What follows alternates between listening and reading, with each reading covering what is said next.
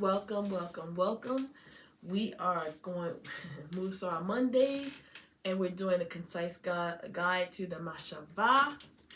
And it's from the Rabbi Adin, even Israel Steinsaltz, an overview of Jewish philosophy. But I would say this is a how to understand Jewish holidays, Jewish events, life cycle events, and different topics that you encounter in life, and how the sages would like you to understand these topics. I highly recommend this book and these series. You can get them from koranpub.com, and just this great man is the one that wrote. He translated the Talmud into modern Hebrew. And when you're reading Sefaria, it is his translation into English that you're reading. This is a great man. Passed away during the COVID, unfortunately, but may his memory be for a blessing. I'd like to dedicate this shiur to Rev. Stephen Bernstein, my mom, Iris Elizabeth Rogue, Carolyn Jones, and Jean McBrose. Who'd you like to dedicate this shiur to? May their memories be for a blessing. So we got Pesach coming up, and Passover, and so let's just take a little time to read what Rabbi, his name is so long, I never get it right, I have to read all the time, Rabbi Adin, even Israel Steinsaltz says about the Pesach, how the sages wanted you to think about it. So,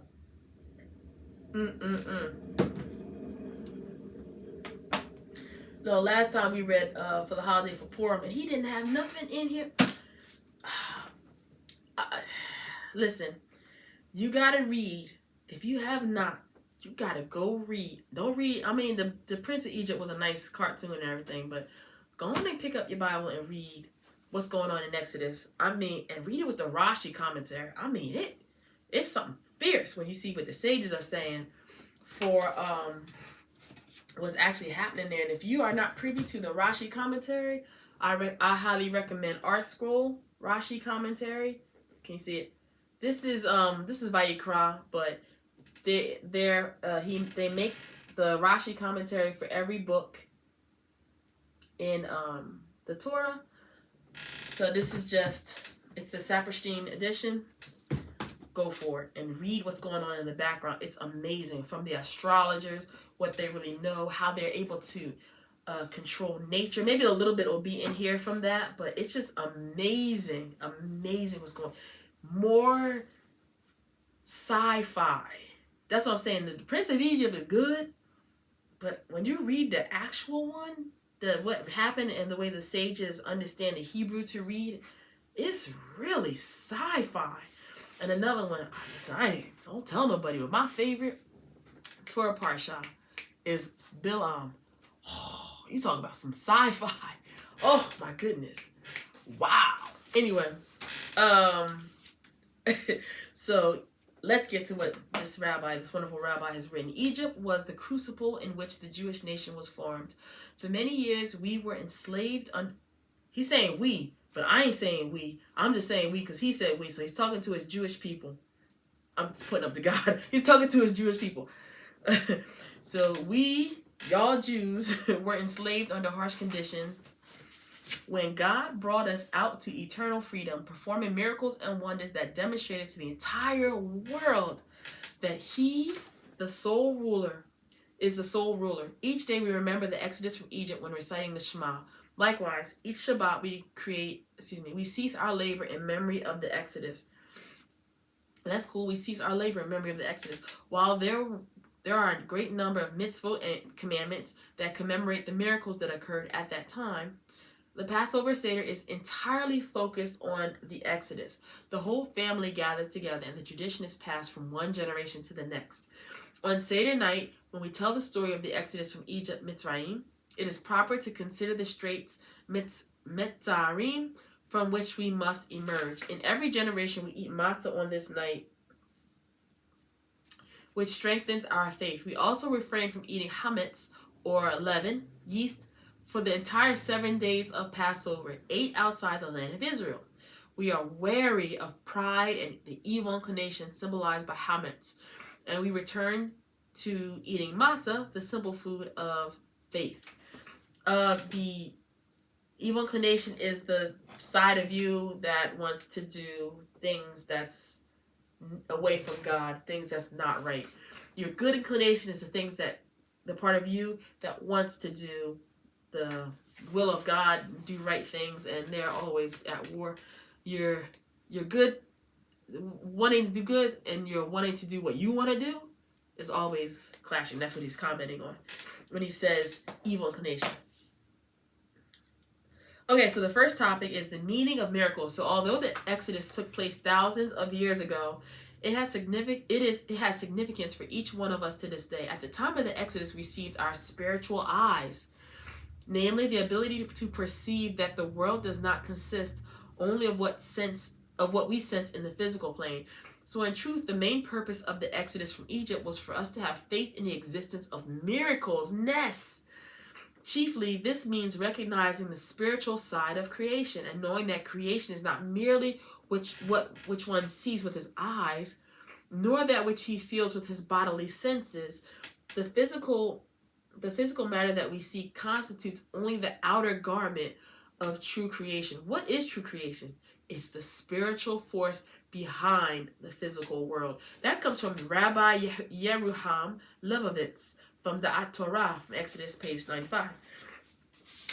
So the miracle of the Exodus made it apparent that the Jewish people have a unique role in the world and that the entire world was created for them. The miracle served a dual purpose. They provided proof that God is the creator of the world and proof that the world was created for the Jewish people. God altered nature, my face is allergies. God altered nature for the children of Israel at the Exodus from Egypt, for example, with the 10 plagues and the splitting of the sea. This was proof with regard to the Creator, that is, that He is the Creator and He acts in accordance with His will and can even alter the course of nature, that if that is His will. In addition, it was proof with regard to the children of Israel that the entire world was created for them. This is why God altered nature for them. Indeed, God would have redeemed us in accordance with the laws of nature, but the whole purpose of the exile in Egypt and the redemption from there was to make it clear that God would alter His world for the Jewish people. Now, this comes from Rabbi Yehuda Arya Leib, the older of Sefet Emet, as we hear the Ashkenazi say, Sefes Emes, from Bo, Parsha Bo 56:49. Real quick, so the world is created for Jews. God will alter His world for the Jewish people, and we see that in the Exodus story. But we also see that there were Egyptians that said, "This God I want to follow," and they came out with Israel, and that's really, really important to see that at all times when a goy, a non-Jew, is willing and to come alongside of Israel, there is a path available to him to come out and know the God of Abraham, Isaac, and Jacob. It's just that you do it through the conduit of Israel. So yes, perhaps the world is made for Israel, but if you want to come know Hashem, you have a way to do that through Israel. They will teach you all about him. The next topic, the Exodus today. Why do we celebrate becoming free at the Exodus, given that we have since been subjugated again? At the Exodus, the Jewish people acquired their essential identity as free people. This is therefore a dramatic event for all generations. The Maharal in Gevorot Hashem 61 speaks, when the Israelites left Egypt, they received essential goodness until they were inherently fit to be free. This is the essential nature of Israel, that they are fit to be free people in their very essence. That which is incidental can never negate that which is essential. The Jewish people retain this quality of being free people in their essential nature, despite occasional subjugation. Interesting. Just because of their identity. Interesting. Next topic. Matzah, the bread of faith and healing. I was waiting for him to call it the bread of affliction. So, On Passover, we eat matzah, and this contains the secret of strengthened faith. Once a person's faith has been strengthened by eating matzah, he is able to eat anything without it doing him any harm. For 1 week or 8 days outside the land of Israel, we refrain from eating chametz, and it is a period of spiritual cleansing and healing for the soul. Eating matzah reminds us of the secret of faith in God. Listen, I gotta put a comment in there. Anyone that's eating that, what's that matzah called? That shawarma? I don't know what it is. I'm used to the matzah we get from what's that company start with the M? Manischewitz. All that, like that Manischewitz stuff. That I can do. But one time I went and I got that, I don't know, Sephardi matzah. It was black as coal. It was charred, burnt, and they said that's the best matzah. That is a bread it takes faith to eat that kind of matzah. I'm just telling my non-Jewish people, if you want to explore the world of matzah, it's that time of year. Just try different things, and you can see, like, you know, because that one takes faith to eat. The Manischewitz, that one, that's good.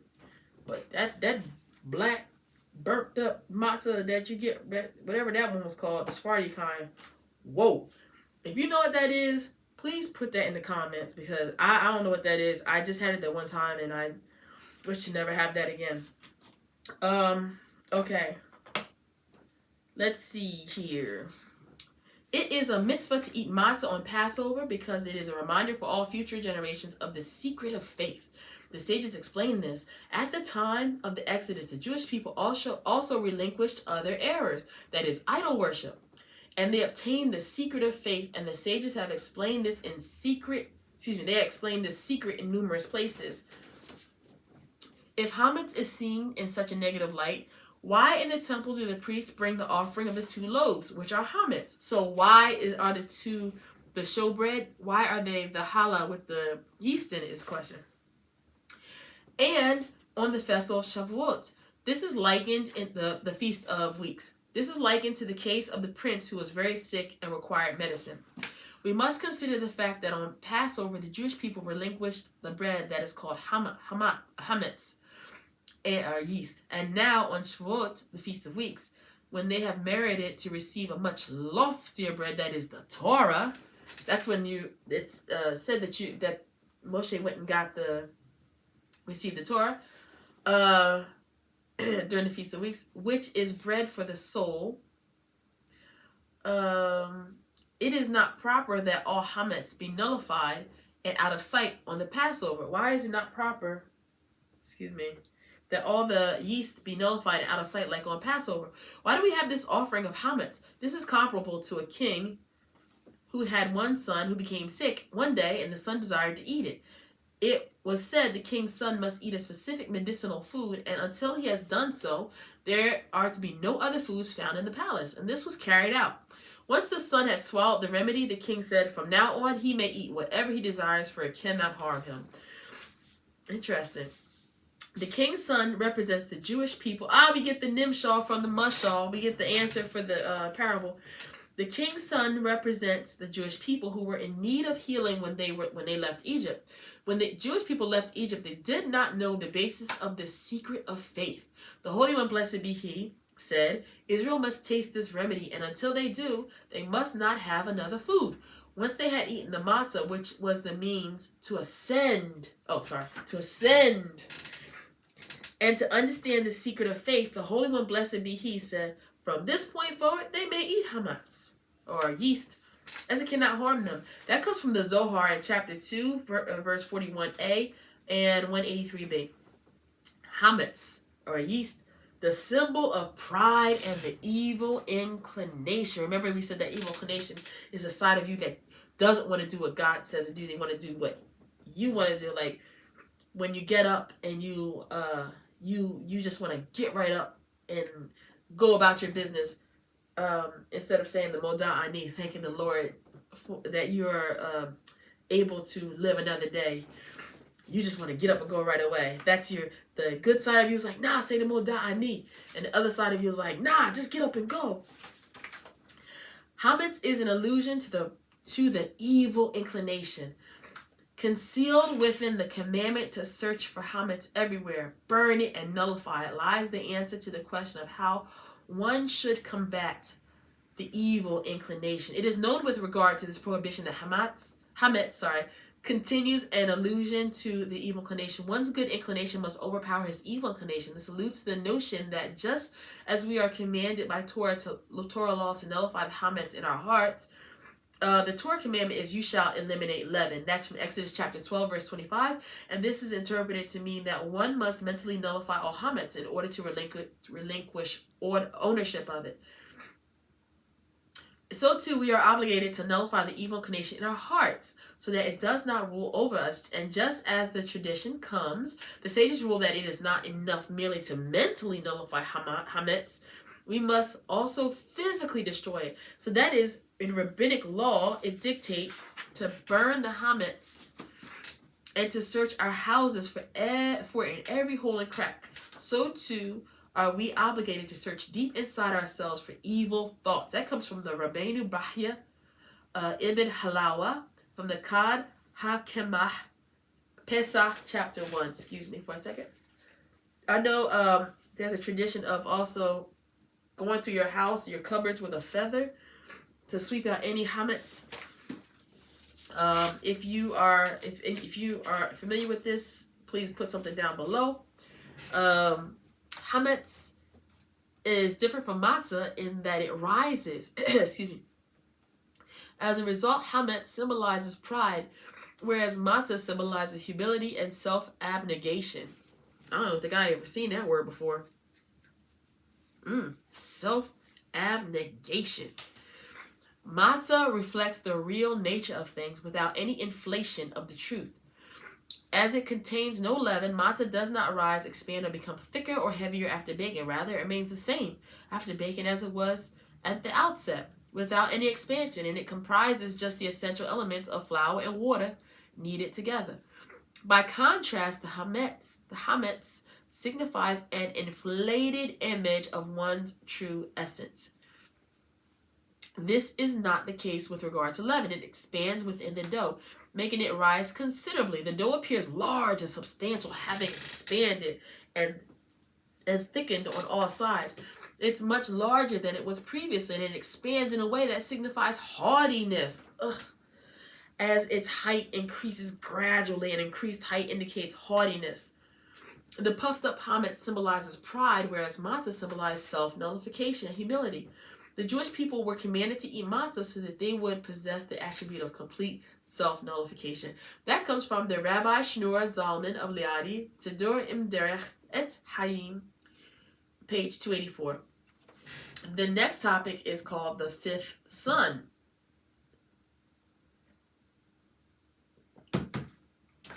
The Haggadah,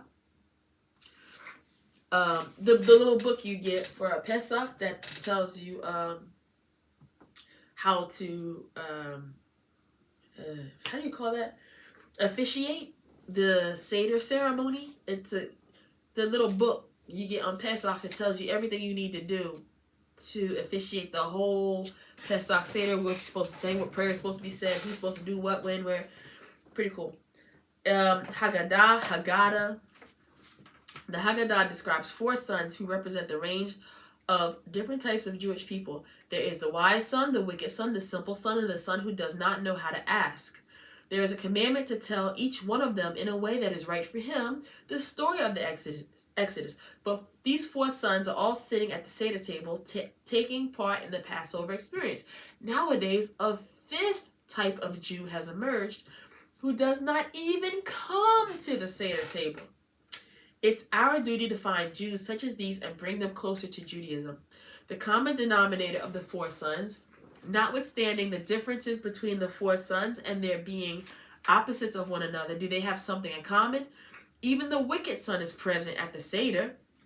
There's a note here. It says, in particular, he is present for everything related to Passover Seder.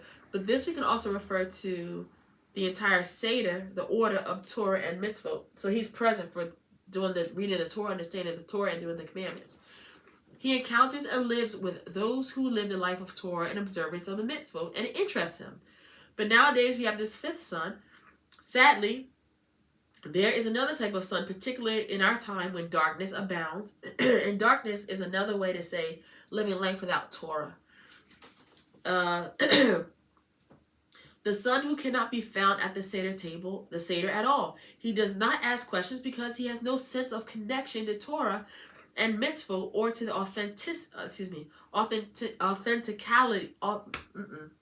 authentically Jewish halachot and customs.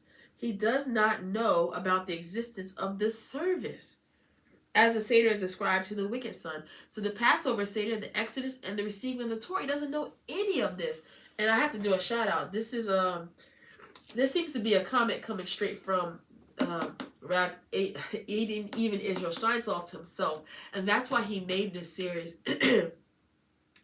for the Jew that's doing things and maybe just doesn't know why, and to the Jew who doesn't even know anything, and they can read this and get a functioning basis to start working with, to learn of their heritage and their ancestors and the God of Abraham, Isaac, and Jacob. And we non-Jews who bind ourselves to Israel to learn of Hashem through them, we can benefit from this. But that fifth son who he's talking about, that's like the reason he writes these books. So this is so cool. What should our reaction be to this absent son? So one must devote a great deal of time to these children before Passover, before the Seder night. One must do with self-sacrifice and out of love for one's fellow Jews, for it's forbidden to abandon even a single Jewish child. Forbidden, they say. And one must employ all available resources in order to rescue such a child from his current state and return him to the Jewish Seder table. It is forbidden for a Jew to despair. It is forbidden to give up on another Jew. With the correct approach, that is, if one comes from a place of love for one's fellow Jews, people like this will be brought inside and will sit amongst the four sons. And eventually they will be brought to a point where they are considered wise sons. That comes from Rabbi Menahem Mendel Schneerson, Michtav Klali, like all, 11th Nisan, 5717. And here's our little story from Rabbi Steinsaltz. Every year on the first night of Pesach, Passover, before returning home to lead the Seder, Rabbi Tzvi Elimelech of Dinov would walk through the streets of his town to hear how the townspeople observed the Seder. The words and songs of the Haggadah would emerge from every house. One year, as he passed by one of the houses, he heard a Jew reciting the passage concerning the four sons.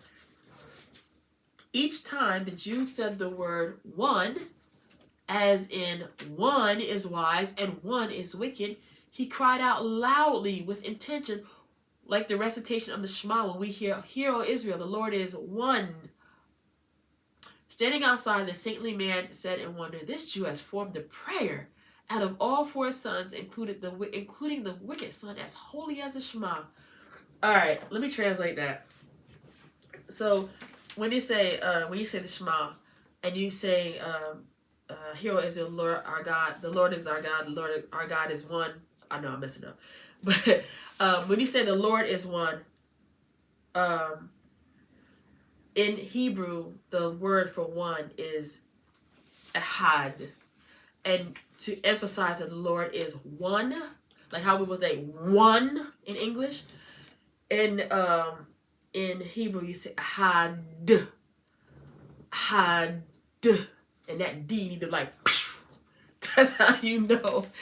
So when he's walking by, and the father is reciting the part for the four sons, he's really emphasizing one is wise, or had is wise, and had.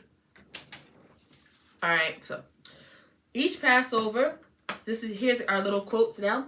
Each Passover, the forces of holiness are purified, or tahar, of their outer shells, their klipot. And he doesn't say this, but I'm just, if you know these terms, they're purified, they're tahor of their klipot, they're purified of their outer shells and adjoined to the Jewish people, because there is not one Exodus, rather. God brings them out every year. That comes from the Rabbi Hayim Ben Attar from the Or Haim, in Numbers 23, verse 22. The next quote, the Jewish people's exodus from Egypt will forever remain the spring of the world. That comes from, oh, you know this gentleman, Rabbi Avram Yitzhak HaKohen Cook Meged Yerahim Nisan. You know the famous Rabbi Cook of Israel. I hope you enjoyed that. Just in case you want to see this book again, I highly recommend this series. If you are interested in knowing more about Israel, what the Jewish people are supposed to do, what the sages are saying, the reason is for the actions, or how to think about the actions of it, of what you're doing, whether it's a holiday, a life cycle. And we're going to start getting more into the topics. Just to give you a little hint, some of the topics are, what's prophecy? Self-sacrifice. Fear of God, we did that one. Let's see. What is charity? What actually is the Torah? Let's do one more. What is resurrection of the dead? All Jewish. You might have heard some things just then and there. You say, wait a minute. Good. Jewish. I didn't say it. He said it. Okay? So, listen. Stay tuned. I hope you enjoyed that. Thank you so much. Shout out to all the new subscribers. Welcome to your online family. Please write below what caught your attention. Don't just sit in your rocking chair listening and whatnot to these videos and going one ear out the other. Invest in your education. Invest in us. Because when you don't write a comment, we don't get the benefit of your insight. And you, my friend, are being selfish. So please write below. You ain't got to write no long Declaration of Independence. Just write some quick things that caught your attention from this time together that we can all grow and benefit from. Thank you so much, and hope to see you next time.